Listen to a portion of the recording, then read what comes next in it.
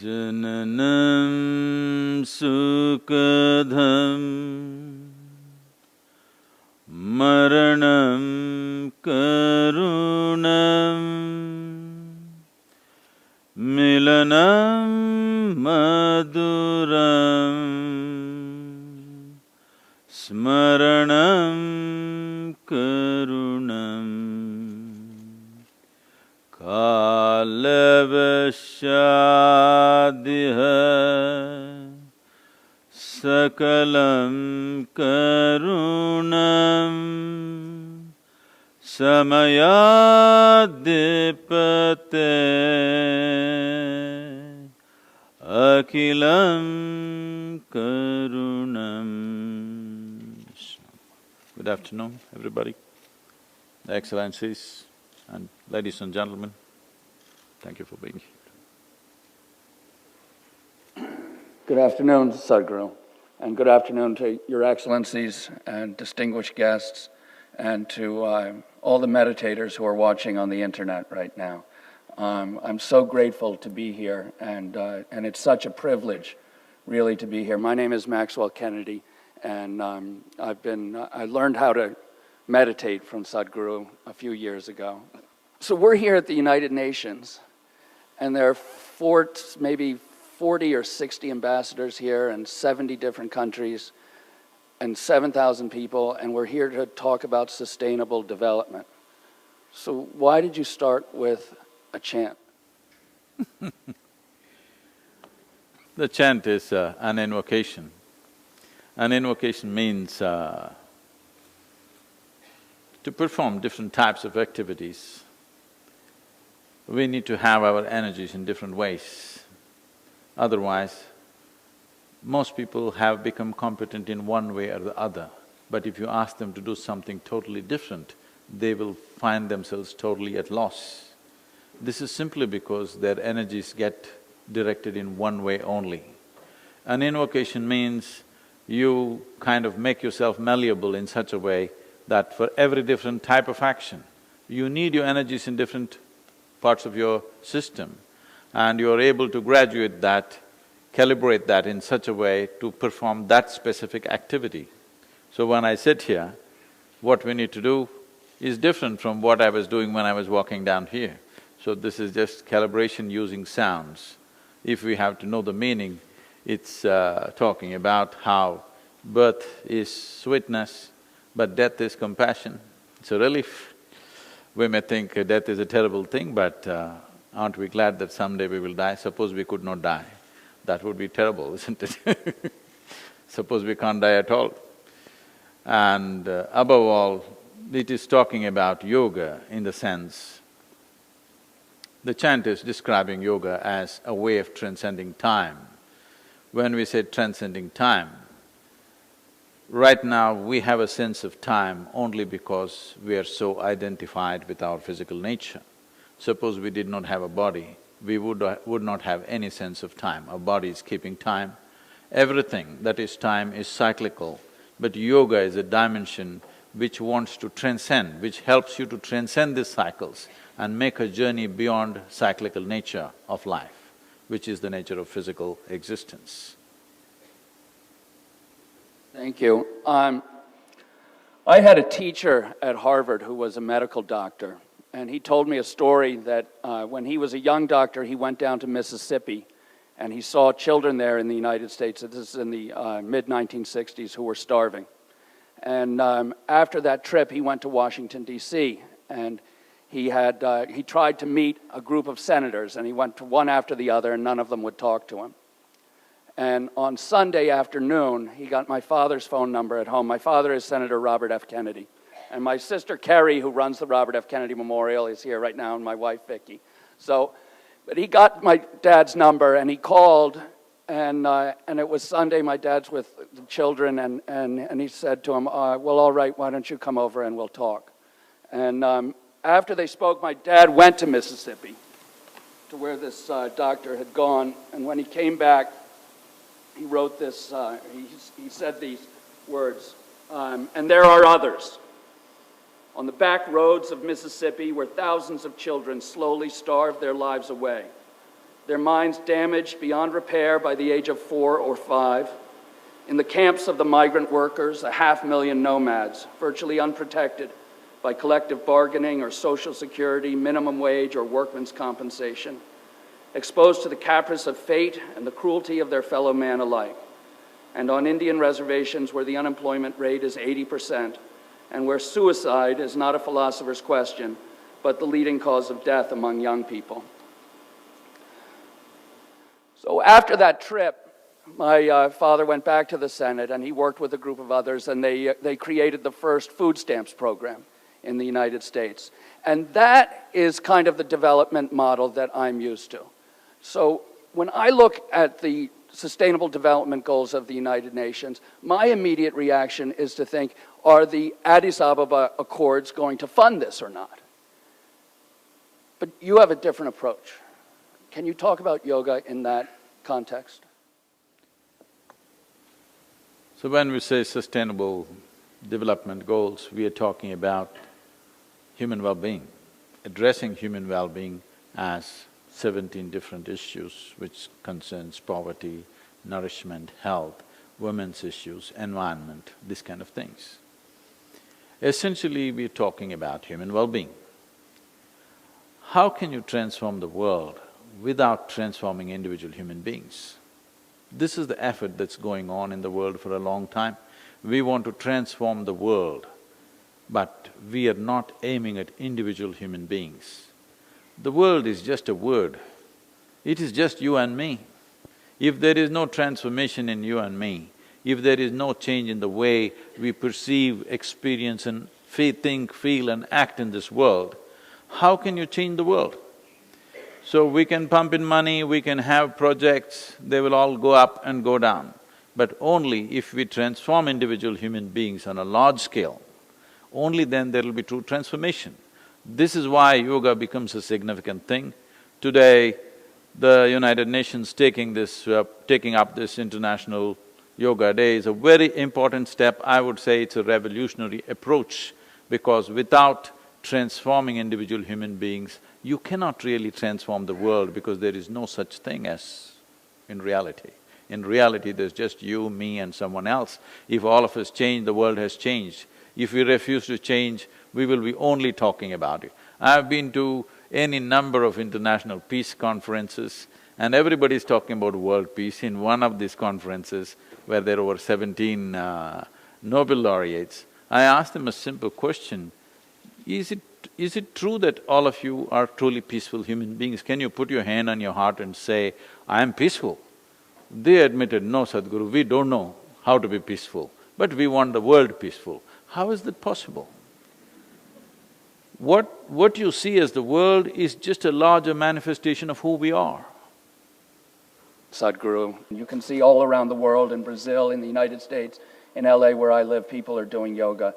And when we're doing it, I'm stretching out my body and trying to control my breathing. Can you explain what yoga really is and how that can help attain the SDGs? So this fundamental human longing for health, for well-being, for fulfillment of life, when you find a logically correct and scientifically ascertainable way, then we say this is yoga. Yoga means in pursuit of human well-being, we've been doing all kinds of things. We've been looking up for a long time, which has led to humanity being divided in the name of religions, castes, creeds, in so many different ways. Now in the last 50 years, I would say we are looking out seriously and we are ripping the planet apart. All the environmental degradation that we are talking about is just in pursuit of human well-being. In the last 100 years, definitely, we are the most comfortable generation ever.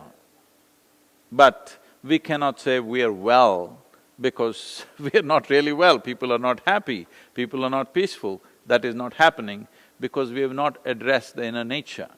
So when you address it in a scientific manner, rather than by belief, by philosophy, by ideologies, you address human well-being in a scientific way, this is yoga. The word yoga literally means union.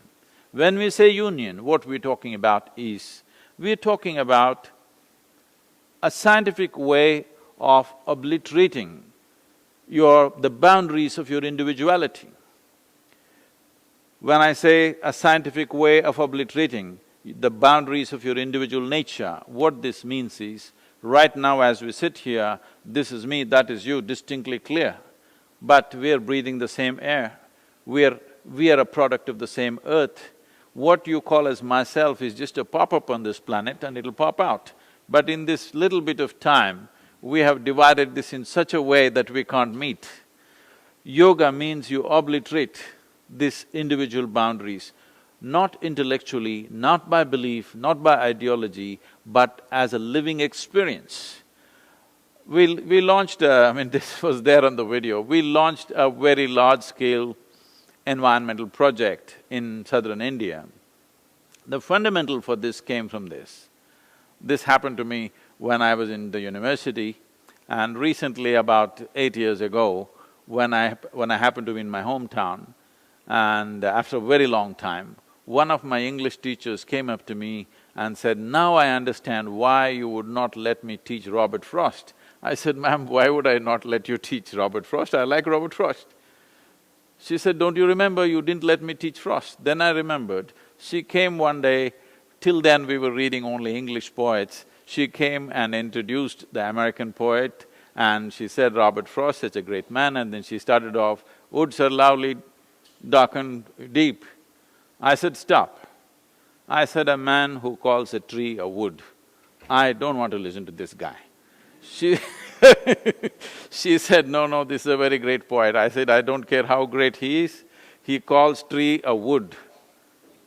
I don't want to listen to him." Then when we wanted to start this process in southern India, when we found that rivers were going dry and the groundwater was sinking very rapidly, when I decided we will plant 114 million trees in Tamil Nadu, the simple thing that we did was, I took thousands of people, made them sit under trees, and we set up a yogic process with which they experienced that what they are breathing out, the trees are inhaling. What the trees are exhaling, they are inhaling. And they realized one half of their lungs is hanging out there. Once they realized this, there is no stopping. Even today, millions of trees are being planted on a yearly basis, all done by common people, simply because we brought this yogic experience to them, that they truly realized that one half of their breathing apparatus is actually out there, not here. So, bringing this experience into people, that what you think as myself is not within the boundaries of your physical nature, it goes well beyond that. If this becomes a living reality, then fulfilling these goals that United Nations has for the world becomes much more possible than the way it is right now, where we are trying to push in one way, but a whole lot of people are pushing in the opposite direction, because they don't even see it as theirs. Thank you, Sadhguru. I wanted to point out this incredible thing about the tree planting project, is that Sadhguru insisted that the trees be planted on small plots of land, less than half an acre, and half of the trees are fruit trees, and then half of them can be used for firewood, so that the people who live on these lands are benefited from them, they take care of the trees, and those trees actually really grow. And one of the things that's really working on is poverty. And when I look at the world today, and I see, especially in the United States, this incredible gap between people who have capital and people who don't. And it's a very disturbing sign to me, the gap between rich and poor. Can you talk a little bit about how yoga would address that in terms of sustainable development? So we must understand this, that we have chosen an economic model which is all about everybody for himself or herself. There is no larger commitment to humanity as such, because that is market economy. Everybody does according to their own capabilities and skills and grab what they can grab. It's literally shoot and scoot economy. But we have gone for this simply because the socialistic, communistic ideas have unfortunately failed, not necessarily because they're bad, because human beings are not ready for it yet. That is, poor people who had nothing wanted to share, the rich never wanted to share, so it became a joke in the world. If rich had the consciousness to share, communism would have been a great idea, but the poor want to share, rich don't want to share. So that is the same situation here, and this is the same situation building up everywhere else in the world. Is this the best way to run the world? No. But do we have a better idea? No. So, because right now we are in that place. So the only thing that we can truly do is that we bring what we are referring to as yoga, as a living experience. Yoga does not mean twisting your body, yoga does not mean standing on your head, yoga does not mean holding your breath. Yoga means in some way you have transcended the limitations of your physical nature. You are beginning to experience life as a larger possibility, not just this physical form that you are. Once this becomes a living experience, sharing and living together will become a common experience everywhere. Does it mean we are going to start communes and everybody will live together? No, we can run businesses in a more inclusive way, we can create a more inclusive economic model, and this need not be done by government policy. This can be done by private individuals because there are companies which are almost as large as nations today. There are companies which are bigger than nations. So it is very much possible that business can be run in a more inclusive way. Right now we are thinking only of profit. Our idea of profit is very short-term kind of idea. If you really want to run your company, if you are thinking in terms of your company prospering in the next 100, 200, 500 years continuously, then it's very important that you make your customer your partner, that you make everybody else in the society your partner. Whatever you're manufacturing or whatever you're selling or whatever the business sees, whether you're selling a safety pin or a computer or a spacecraft, essentially the business is about human well-being. If this comes into the consciousness of every business person, if this comes into the consciousness of building every business, that essentially this is about human well-being. We do it in so many ways, but fundamentally it's about that. If this awareness and consciousness is instilled in the businesses on the planet, then you can find the capitalistic way of living need not mean disparity, can mean well-being to everybody. Sadhguru, I read the other day that for every dollar in government investment in developing countries, that there's $7 now in private investment. So how do we use yoga to yoke in the private corporations that are looking just at their bottom line to end up really having development that's fair and just? In the last 20 years, I have largely focused on the business leaders because there was a time a few hundred years ago where the most influential leadership on the planet was religious leadership. Later on, when the military machines built up in a big way, the military leaders dominated the world. In the last 100 years, democratically elected leaders have become the most dominant force. In the next 15 to 25 years, you will see the business leaders will be the most important or influential leadership on the planet. The good thing about business is that a businessman is willing to make a deal if the deal is good, no matter who you are. I'm saying the old prejudice of I cannot make a deal with somebody is going away and they're willing to make a deal. Now, anything is sustainable only if it is beneficial to both the parties. Nothing can be sustained either in the marketplace or in marriage unless it's beneficial to both the parties. Only when it's truly beneficial to both the parties, this can be sustained. This is slowly sinking into the business leadership. I have seen in the last 20 years, prominent business leaders, their way of thinking is very, very different than what it was. My essential work has been to move individual leaders from their personal ambitions to a larger vision, because a larger vision means then the business is sustainable for a long period of time. If it's just your personal ambition, the world will work against you.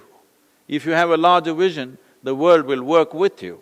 This is the big difference. So this is something that is slowly sinking in. You will see, if you see annual meetings of major businesses, what they're talking, if you look at the economic forum, if you look at various economic assemblies on the planet, you will see they're all beginning to talk about a larger vision, how to make a difference rather than how to make a profit. This is become the language of the business these days. It still has to manifest in a big way, but at least the language has changed from profit to making a difference. Thank you. Sadhguru, when you look at societies all across the world, there's a huge gap between what's available to women and what's available to men. The Sustainable Development Goals address this. What's the role of gender equality in yoga? See, yoga means transcending your physical nature on one level. If you transcend your physical nature, where is the question of being a male or a female? You being a male or a female is relevant only in a few spaces in your life, in bathrooms and bedrooms. Rest of the places, I don't see why you should recognize somebody as a man or a woman. Why are we identifying people with reproductory organs? If you must use a body part, at least use the brain.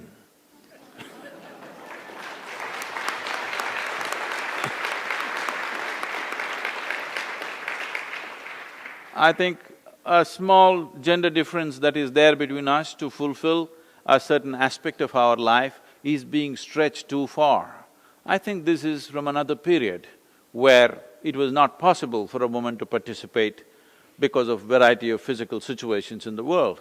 And that is largely leveled today in most parts of the world, and it's rapidly changing everywhere, I would say. I think a more active effort is needed, at least by law in most nations it is 100% equal. By practice, there is still discrepancies which has to be worked at. I feel it's a generational thing. Once the older generation moves out, the younger generation is not looking at it that way anymore. At least I see that in all the Asian countries. It is only people beyond 60 years of age who think in this mode. The younger people are not thinking that way anymore. So, Guru, I'm just going to ask you one more question because I want to save time for the audience who've been waiting to talk to you. And can you tell about how you conceive the world in 30 years? What I see is, for the very first time in the history of humanity, human intellect is sparking like never before. More people on the planet today can think for themselves than ever before in the history of this human existence. So once human intellect begins to spark like this, unless something is logically correct and scientifically verifiable, it will fail in future. You may be willing to listen to a few things, but your children are not going to listen to anything that does not make sense to them. It does not matter from what authority it comes from. Or in other words, we are moving into an era where authority cannot be the truth.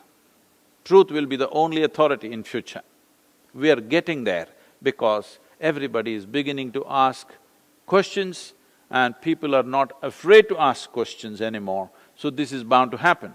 Once this happens, human aspiration for well-being has to have a logically correct and scientifically ascertainable methodology, and it's of tremendous importance that today the International Yoga Day has been declared in the last 1 year.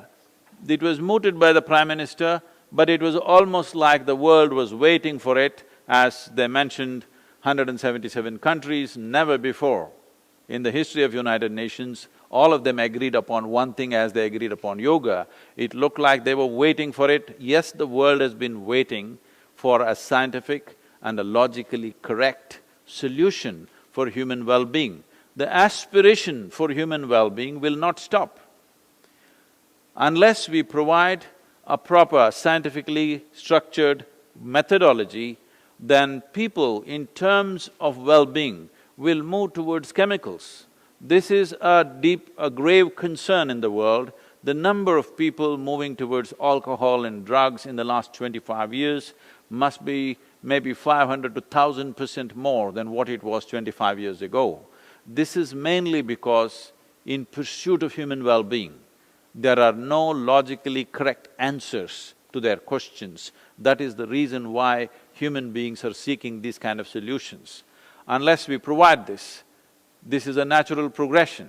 I see in the next 30 years to 50 years, there will be a big movement towards a scientific process for inner well-being.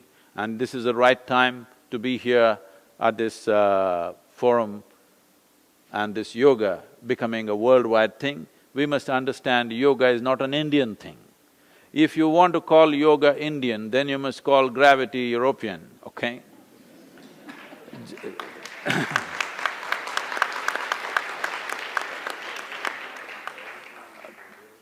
Because yes, it originated from that place, because India is one place where for a few millennia we had uninterrupted time to look deep inwards and to look at the human mechanism in utmost profoundness as to how this functions, what is the ultimate possibility within this human mechanism. This has taken a few millennia to understand and arrive at this possibility. And yoga, I want this message to go, the science of yoga is not just about health, it's not just about fitness, it is an ultimate solution for every aspect of human existence. There is different types of yogas, yoga can be taught in different dimensions. The ultimate possibility of raising beyond our physical nature, the ultimate possibility of knowing life in its fullest way. The word yoga means union. The word yogi means one who has experienced this union. We need not 1, 2, 5 yogis, we need millions of them who have a sense of union with the rest of the universe, particularly those who hold responsible positions in the world. They must come to this experience because leadership essentially means you have the privilege of touching other people's lives. What you think, what you feel and what you do, every single thought, emotion and action either makes or breaks people's lives. That's what leadership means. When you are given such a privilege, it's very, very important that you are in a state of yoga, that you experience life around you as yourself. If any of us feel the work that we are doing is important, the first and foremost thing is we must work upon ourselves. It gives me deep honor and pleasure to first give the floor to Under-Secretary General, Ambassador Vijay Nambiar, who will also be delivering a message on behalf of the Secretary General, Mr. Ban Ki-moon. I shall just be delivering the message of the Secretary General on tomorrow's International Day of Yoga. Yoga is an ancient physical, mental and spiritual practice that originated in India and is now practiced in various forms around the world. The word yoga derives from Sanskrit and means to join or to unite, symbolizing the union of body and consciousness. Yoga balances body and soul, physical health and mental well-being. It promotes harmony among people and between ourselves and the natural world. Recognizing its universal appeal, the United Nations General Assembly proclaimed 21st June as the International Day of Yoga. This year's observance of the International Day of Yoga highlights the important role healthy living plays in the realization of the Sustainable Development Goals adopted last year by all 193 United Nations member states. As exercise, yoga has multiple benefits. Physical inactivity is linked with a number of non-communicable diseases such as cancer, diabetes, and cardiovascular diseases, which are among the leading causes of illness and death worldwide. By improving fitness, teaching us how to breathe correctly and working to diminish stress, yoga can help to cultivate healthier lifestyles. Practicing yoga can also help raise awareness of our role as consumers of the planet's resources and as individuals with a duty to respect and live in peace with our neighbors. All these elements are essential to building a sustainable future of dignity and opportunity for all. On the International Day of Yoga tomorrow, I urge everyone to embrace healthier choices and lifestyles and to commit to unity with our fellow human beings, regardless of ethnicity, faith, age, gender identity, or sexual orientation. Let us celebrate this day and every day as members of one human family, sharing one common, precious home. Thank you. May I now give the floor to the permanent representative of Bangladesh. Sir. We deeply appreciate the Indian government's initiative to have the International Day of Yoga. We have learned a lot from the yoga masters, especially the perspective as to how yoga can contribute in the attainment of global peace, sustainable future, and in turn the realization of the SDGs. What I understand, without peace of mind and harmony in the body, how can we think we can change the world? First, we have to change our own world, by which what I mean is how we live, breathe, eat, think, and aspire. If we are not fit for the purpose of contributing to sustainable peace in the world, we will remain as bystanders and not as active agents of change. I can share my own personal story with my colleagues and others present here. I had been suffering from a very bad bout of sciatica problem for the last 2 months. At times the pain was debilitating. I have gone through serious pain medication followed by physical therapy and acupuncture. In fact, I am just coming here from my 6th session of acupuncture treatment. I realized that I suffered this problem because of accumulated lifestyle-related problems, which included long hours of sitting, standing, stress from the work, and also from the family for the constant change of places of postings, etc. During the last 8 weeks of my ordeal, I reflected on my life and future course of action. I read a lot and searched the internet for answers, and I finally came to the conclusion that yoga is the answer to my situation.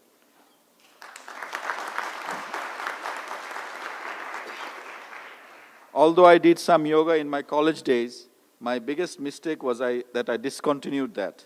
Perhaps if I continued, I would have never faced my present predicament.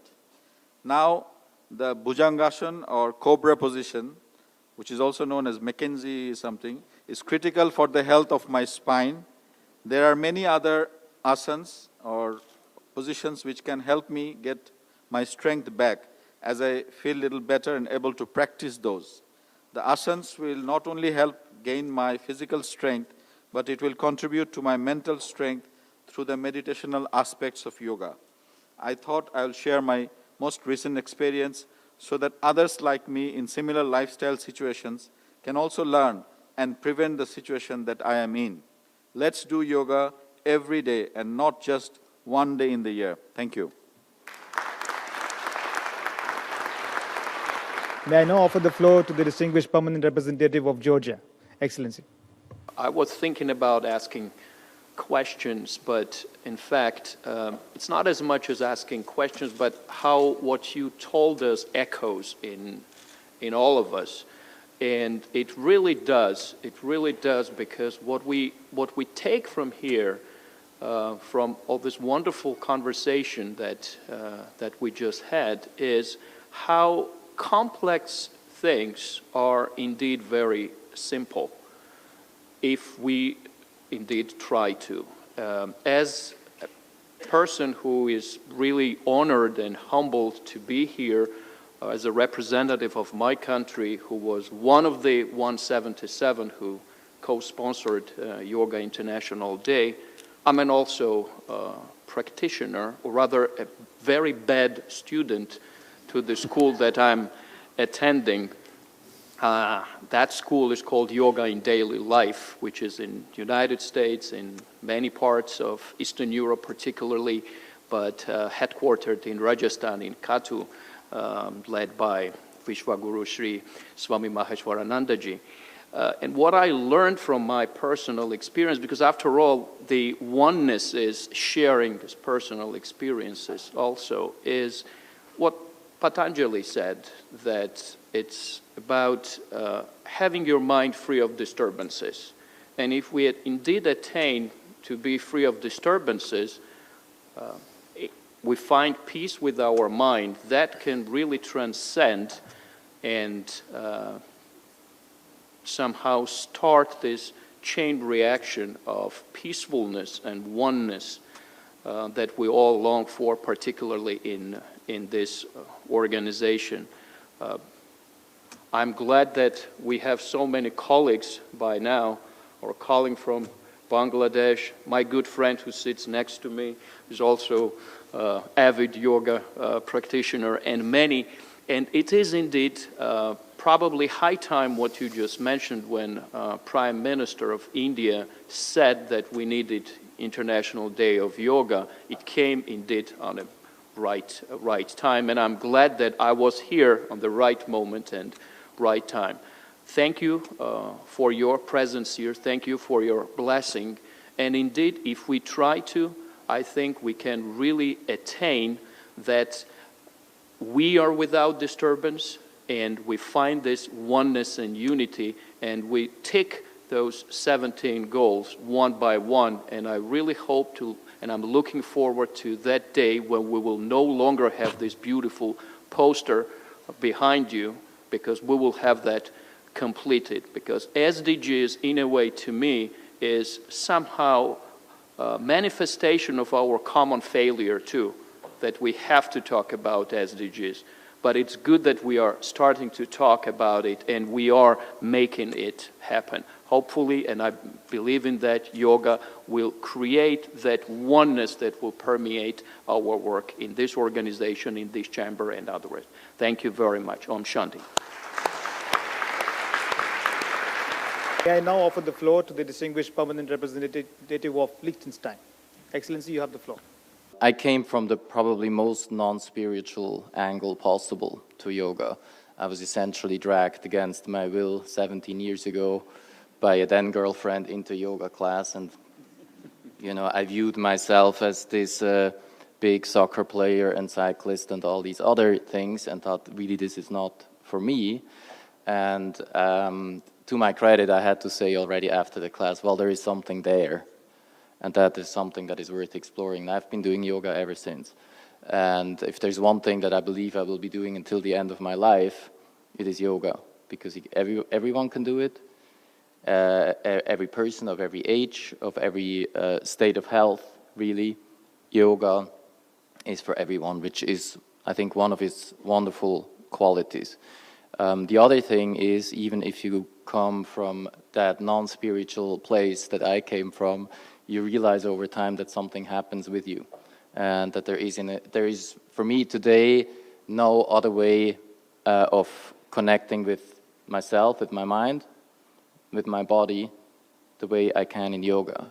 Sometimes I find out when I do yoga that before I did it, I didn't know how I was that day, and the moment I do it, I feel how I am, and I'm able to connect to myself, and that's also, I think, really the precondition for being able to connect with others. In looking at the theme and in thinking about this, for me the connection is very simple. The SDG agenda, tells us we know what the problems are, we know what the solutions are.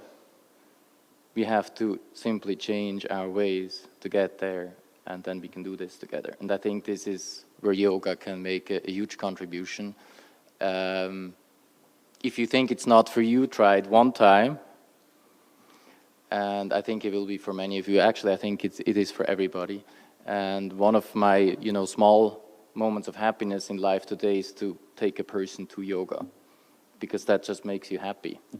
And this is why I'm offering a class tomorrow morning to some of you, in the room, and you're gonna come say it with many others, and I really look forward to that. Thank you so much.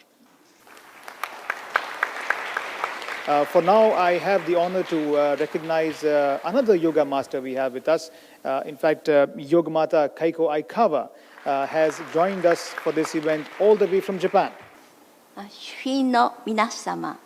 Dear distinguished guests, Your Excellencies, ladies and gentlemen, spiritually, I come from a tradition and lineage that from the time immemorial have kept and shared with humanity the teachings of yoga.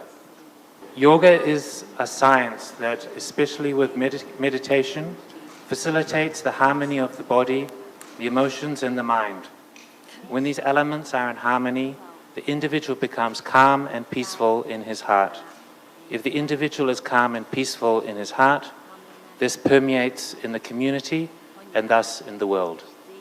I can attest from my own experience that by learning these practices, it is possible for everyone to awaken your own energies and achieve peace, love, and harmony. I deeply believe that if we as individuals feel peace and harmony in ourselves, that this will lead to love and peace being spread throughout the world. I thank you very much for enabling me to be present today.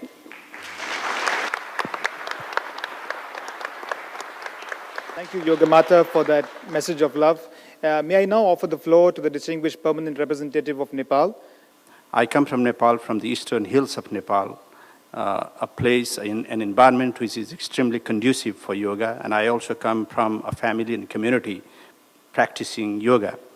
But then I'm always worried about this question of accessibility. It has to do with the commercialization of yoga today. The commercialization and hundreds and thousands of different types of yoga getting into the heads of young minds and different ages of people, mostly also in terms of fashion, in the forms of fashion. What would be your wise guidance to us to deal with the perhaps unnecessary or over-commercialization of yoga? Whatever becomes reasonably popular, there will be enterprise around that. You shouldn't be surprised when you step out on the Times Square, people will be selling yoga t-shirts and yoga whatever, okay? We shouldn't be distracted or disturbed by these things. This is a part of a social thing, it happens. At the same time, the core of yoga is not disturbed in any way. On the surface, there are small distortions here and there. I would say for the larger public to start with, like this year when, about 4 months ago, when I came to know that over 9,000 children below 18 years of age committed suicide in India and over 1,700 below 13 years of age committed suicide. I just thought, if our children start committing suicide, we are doing something fundamentally wrong. A child is a fresh life, a child is an exuberant life. A child should be a bundle of joy, but instead of that, they're deciding to take their own life, which is deeply disturbing. This is not a statement about the child who took his life, but this is a statement about all of us. What are we doing with our societies? So, off the cuff, I said, let's touch 10,000 schools.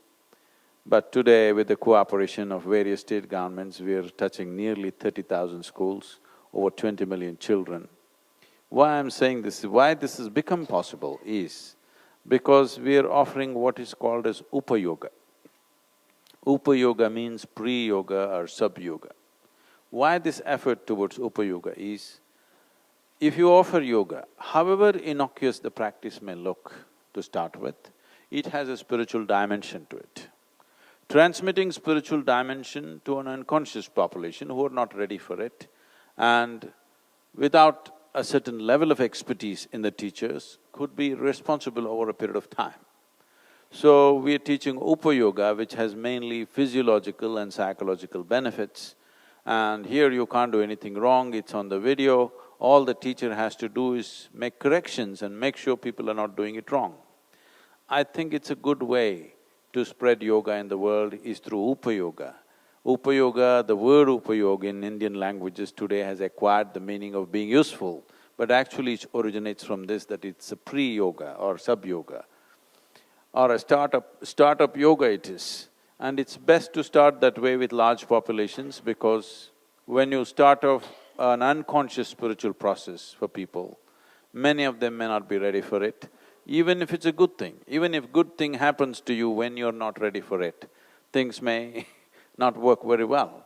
So, Upayoga is a very distinct way and a safe way to take yoga to the world large scale. After this happens, once they feel the benefits, once they experience what difference it makes, they will naturally seek yoga in a more serious manner, and that is when yoga should come into their lives. This could solve the concern that you expressed, but at the same time, somebody is doing something funny in the name of yoga, it doesn't concern me, because those things will always happen.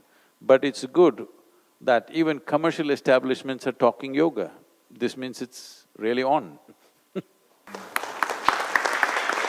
I will now call upon Mr. Herman Bravo, who is the president of the Yoga Club right here at the UN. Mr. Bravo, you have the floor. Yoga is more than an instrument of personal transformation. Yoga has, as many of the speakers have mentioned, particularly Sadhguru, a social dimension. All that because the word yoga, as Tao remember us, yoga means union. Union between the body and the mind. Union between us and other human beings. Union between human beings and nature. And it is because of that interdependence and that interconnection that we are able to solve many of the problems. We have many problems, but we have to be optimistic, because the solution is by changing ourselves. Many of these strategies organized by the UN, they have a political meaning. They have the access to technologies, and they have the will at the political level. But all that is not going to work unless we go at the individual level. Yoga means personal transformation. And because of that, the International Day of Yoga should be a wonderful opportunity to remind all of us that every day in our life should be a yoga day. Namaste.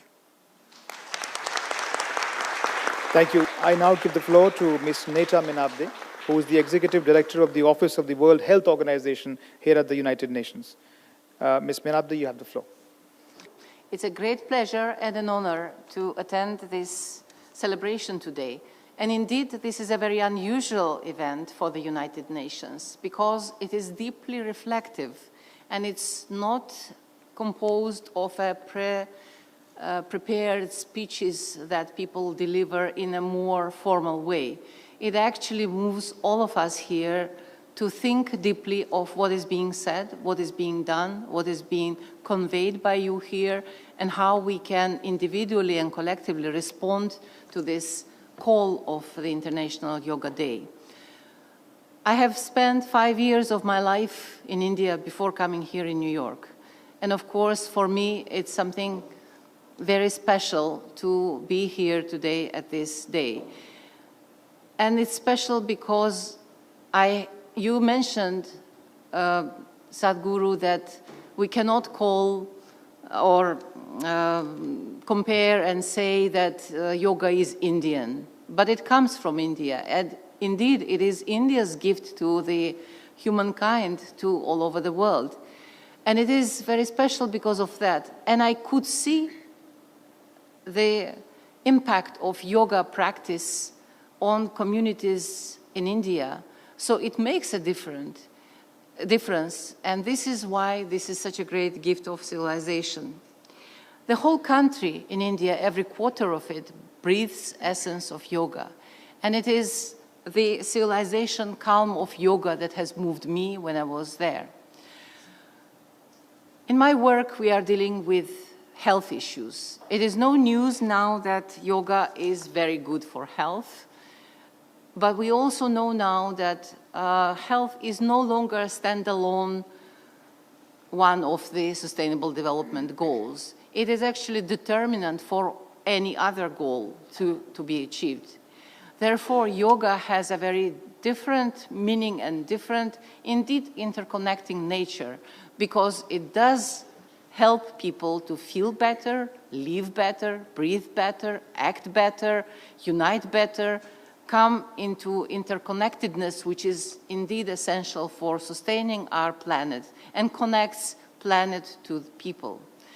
So therefore, of course, we know today, proven through many clinical trials, that yoga helps in many conditions, mental health conditions, depression, heart conditions, many other conditions, joint and so on.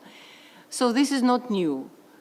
But there has been traditional resistance to integrate yoga practice and other perhaps traditional medicine practices, which are, of course, available worldwide, but known also in India, to integrate them to the allopathic medicine. And this resistance is slowly being overcome. We as WHO are trying to put our support into this process. Recently, this year in May, in fact, India has signed an, I would say, landmark agreement with the World Health Organization to promote traditional medicine, yoga included, and to ensure quality and safety of these traditional practices, but more so to integrate these practices into our health services, primary health care, and all other services that we know. So it is now deeply understood that as all of human beings need some or another kind of health services, be it vaccination if they are very healthy, or any other more serious services, they also need to practice yoga because it prevents many illnesses. It also gives peace of mind. It teaches us how to cope with all those different things that modern life stress puts on human brain. And therefore, we stand forward and we want to support promotion and inclusion of yoga into medical practice all over the world. We will collaborate with India on that. But my question to you would be, is there any good secret beyond of what you have said? How we can bring these different dimensions of health together, integrate them in a better way, and make sure that yoga is no longer seen as something separate from what we do in health services traditionally. Thank you. Thank you very much for being here today.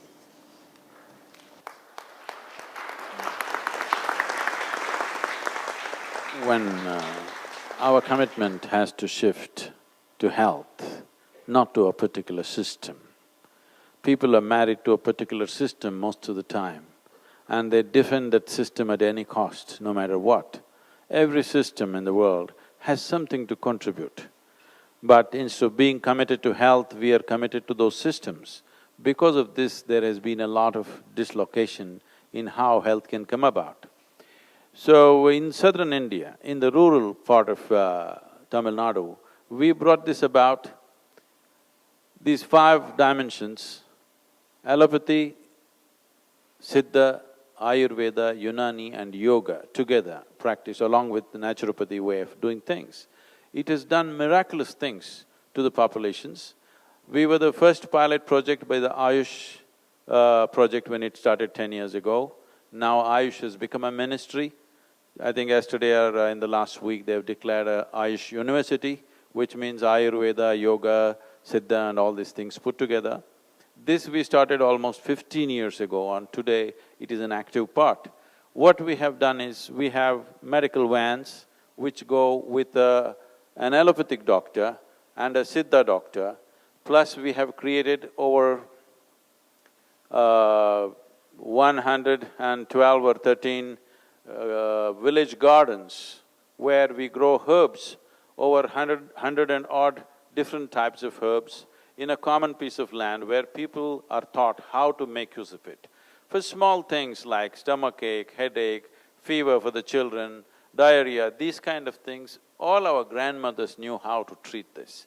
Unfortunately, even for these, people are going to the doctors today, and the way it is being treated with elaborate medication, generally in rural India, the cost of the medicine, if you fall sick for 15 days, it takes a year for you to recover.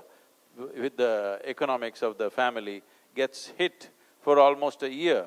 If 15 days somebody is down and they visit the doctor and the volume of medication and treatment that happens kind of economically sets them back quite a bit. So our commitment is to health, not to a particular system. And right now, the government of India is doing serious efforts to integrate this thing, and we've been doing this for over 15 years very effectively. I must tell you, a simple thing in rural India which can be… I was just last 1 week, I was in Africa. Even there, I thought this is something that'll work. We created what is called as a wave of health. About simple things, how health can be created within the family, for every family. One of the things that was done, I won't go into all the details, one simple thing we did was, every home should have a papaya tree, a banana tree, a murungu tree and a patch of greens. This transformed health situations in such a big way. You won't believe such a small initiative, such a simple initiative, what a difference it has done to people's lives. Like this small initiative can be brought because considering the economics of those families, it's very important we need to come up with solutions that works for them. In this, yoga practice has a significant role because creating a vibrant, healthy, vibrant and effervescent population is very, very important to fulfill the sustainable goals. If we don't create that kind of population, we will be only talking about sustainability, it will not happen. We need to create this, and the goal is the tools of self-transformation should not be in the hands of a guru or an organization or some other authority. The idea is to bring this into everybody's life. Like today, everybody owns a toothbrush, which has created oral health. Just like that, everybody should have some tools for self-transformation. It is with this kind of commitment that we are going ahead, and there is a big support now in the world, wherever we go. In the remotest parts of Africa that I was there in the last 1 week, it was incredible to see that all of them know about yoga. I know this 25 years ago when I went into rural India, in a big way, they knew what is Coca-Cola, but they did not know what is yoga. But today, in the remotest part of Africa, people know what is yoga. This is transformation in many ways. Thank you, Sadhguruji. And Tao, would you like to reflect on this question? I'd like to thank you all. There's been so much beauty in this room and so much intelligence of what the world is all about and what we are all about and what we're going to do about it.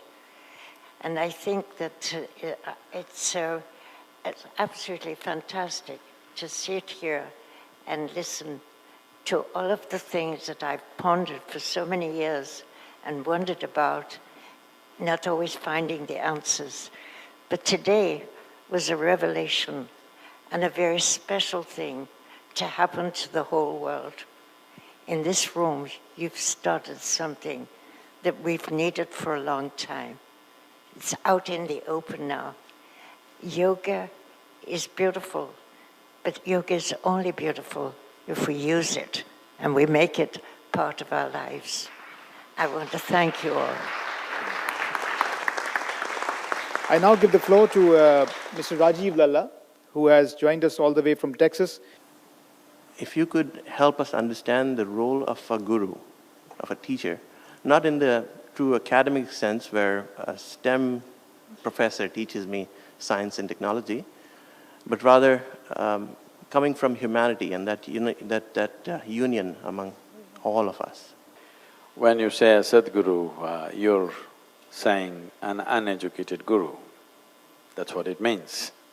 Because you don't come to a Sadhguru to know about the scriptures, you don't come to Sadhguru to know about rituals, because the only thing that I know is, I know this piece of life from its origin to its ultimate, and this is all I know.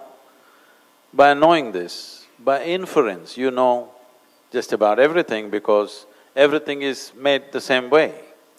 Today there is something called as a constructional theory, where they're talking about how the atom and the cosmos are essentially fundamentally same design, only the sophistication and complexity is multiplying.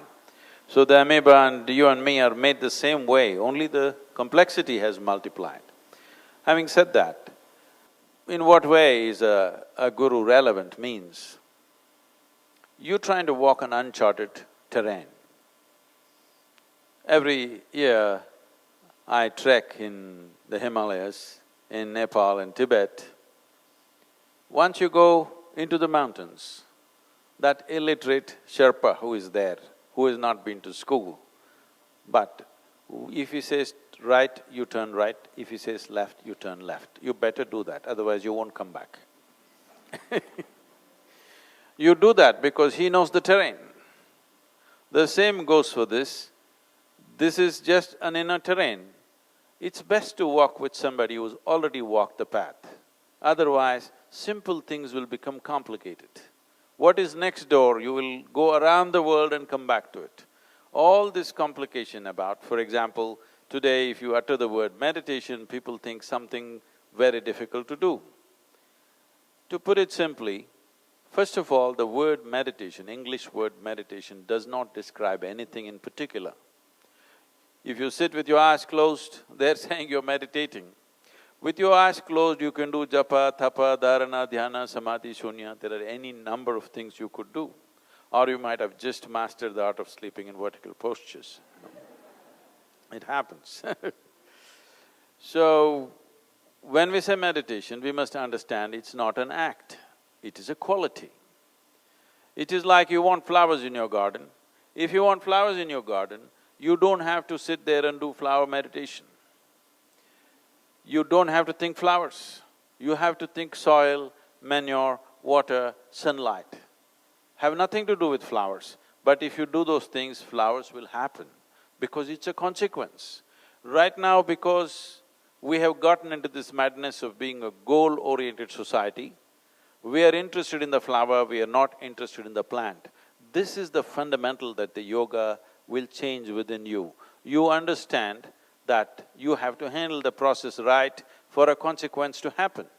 So in yoga there is a saying that if you're goal-oriented, your one eye will be on the goal.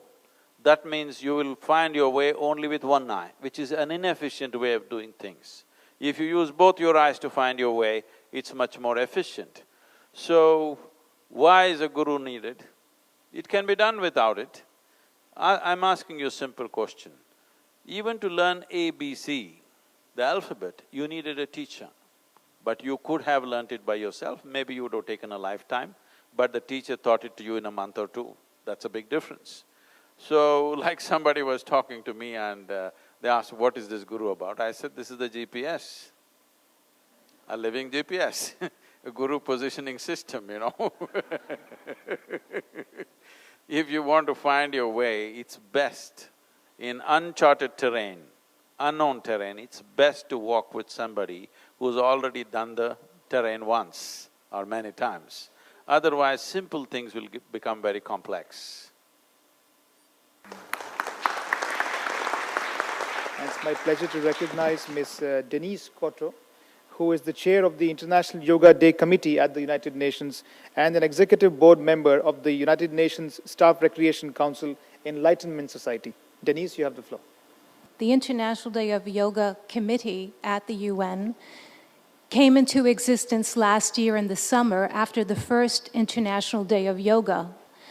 Sri Chinmoy, years ago, his vision was to have peace meditations with the staff, and he started the yoga club, which German is the president of. How do you see the UN system, meaning the secretarial staff who work here, the diplomats from the different countries, business, and the NGOs, civil society, who try to implement the SDGs? How do you see yoga bringing us all together? Thank you so much. This is being said again and again about peace. So we need to look at this. When we say peace or mental peace as people are talking about it, today even so-called spiritual leaders are talking about peace being the highest goal in one's life. But I would like to ask you, please look at your life and see. If you want to enjoy your dinner tonight, even if you're not ecstatic, at least you must be peaceful to enjoy your dinner.